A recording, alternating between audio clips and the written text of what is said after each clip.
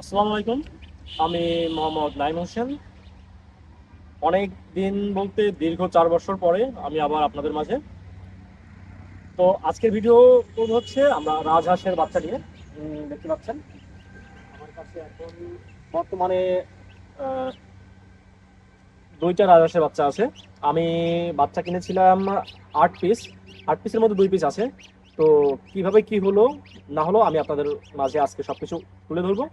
আপনারা যারা রাজহাঁসের জিরো বাচ্চা পালন করতে যাচ্ছেন, মানে জিরো বাচ্চা নিয়ে বড় করবেন, এই মনোভাব নিয়ে যারা শুরু করতে যাচ্ছেন, আজকের ভিডিও মূলত তাদের জন্য। বা যে কোনো খামারি যারা খামার শুরু করতে যাচ্ছেন, আপনার কোনো অভিজ্ঞতা নেই যে আপনি কিভাবে শুরু করবেন, আজকের ভিডিও তাদের উদ্দেশ্যে, যাতে আপনারা আপনাদের লসের পরিমাণটা একদম কমিয়ে ফেলতে পারেন। কারণ ঝুঁকি অবশ্যই থাকবে, কিন্তু সেই ঝুঁকির পরিমাণটা কমিয়েই খামার শুরু করাটাই শ্রেয়। তো চলুন আজকে ভিডিও শুরু করা যাক। মূল ভিডিওতে আসা যাক।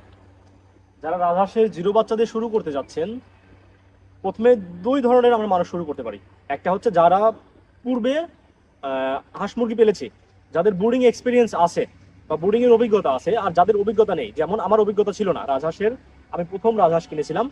তো আমি যারা পারেন তাদের বিষয়টা না বলি, তারা তো যেভাবে ইচ্ছা আপনারা করে নিতে পারবেন। আর যারা জানেন না, নতুন শুরু করতে যাচ্ছেন, তাদের উদ্দেশ্য বলবো, আপনারা জিরো বাচ্চা দিয়ে শুরু করবেন না। এটা অনেক কঠিন, কারণ আপনার চীনা হাঁস, দেশি হাঁস বা খাকি ক্যাম্বেল যেটাই বলুন, অন্যান্য হাঁসের তুলনায় রাজহাঁসের বাচ্চা অনেক দুর্বল হয়। এটা জিরো বাচ্চাকে টিকানো খুব কঠিন। তো আমি বলবো যাদের ব্রুডিং এক্সপিরিয়েন্স নেই বা অভিজ্ঞতা নেই, তারা সর্বনিম্ন 10 থেকে 15 দিনের বাচ্চা দিয়ে শুরু করবেন। এতে কি হবে, আপনার একটা বাচ্চাও ইনশাল্লাহ মরবে না, সবগুলো বাচ্চাই ঠিক থাকবে। আর যদি আপনি জিরো বাচ্চা দিয়ে শুরু করেন, আপনার অনেক বাচ্চা মারা যেতে পারে। যেমন আমার 8টা নিয়ে আসছিলাম, মাত্র 2 পিস আছে। আমার 6 পিস বাচ্চা কিন্তু আমার বোর্ডিং এর এক্সপিরিয়েন্স না থাকার কারণেই কিন্তু মারা গিয়েছে। কারণ নর্মালি এখন শীতের সময়, আর রাজহাঁস তো শীতের মধ্যেই পাওয়া যায়।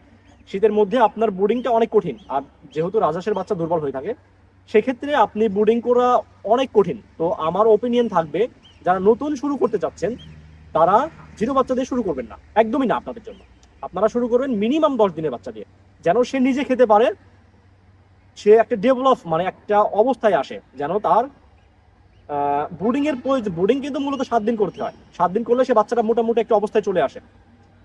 তো আপনারা চেষ্টা করবেন মিনিমাম 10 দিন, ব্রুডিং এর পিরিয়ডটার পরে যে সময়টা, 10 থেকে 15 দিনের বাচ্চারা আপনারা সংগ্রহ করবেন এবং চেষ্টা করবেন ওইটা পালান।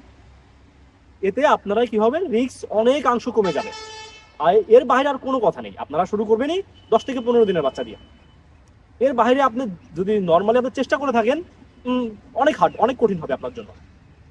তো আমার এক্সপিরিয়েন্স থেকে বলবো, আপনারা চেষ্টা করবেন, যারা নতুন তারা চেষ্টা করবেন মিনিমাম 10 থেকে 15 দিনের বাচ্চা দিয়ে শুরু করা। আর অবশ্যই চেষ্টা করবেন, প্রথমে আপনি যখন যেহেতু নতুন শুরু করছেন, আপনার এক্সপিরিয়েন্স নেই বা আপনার অভিজ্ঞতা নেই, আপনি সর্বোচ্চ 20 থেকে 20টার বাচ্চার মধ্যে, মানে একটা ইনভেস্টমেন্টটা কম করুন। আপনি 20টা বাচ্চা প্রথম চান্সে নিন, প্রথম চান্সে 20টা বাচ্চা নিয়ে আপনি দেখুন যে আসলে কেমন হয়। তারপরে যদি আপনার কাছে মনে হয় যে সবকিছু ঠিকঠাক, এর পরবর্তী ধাপে আপনি বেশি বাচ্চা নিতে পারবেন। কিন্তু সর্বপ্রথম অবস্থায় মিনিমাম মানে ম্যাক্সিমাম 20টা নিন আপনি, এর বেশি নেওয়ার কোনো দরকার নেই। কারণ আপনি নর্মালি ফেব্রুয়ারি পর্যন্ত আপনি রাজহাঁসের বাচ্চা পাবেন। তো আপনার হাতে পর্যাপ্ত সময় আছে। তো আপনি যদি এখনই শুরু করতে চান, আপনি 20টা দিয়ে শুরু করুন। আগামী ফেব্রুয়ারির মধ্যে আপনি বড় আকারে শুরু করতে পারবেন।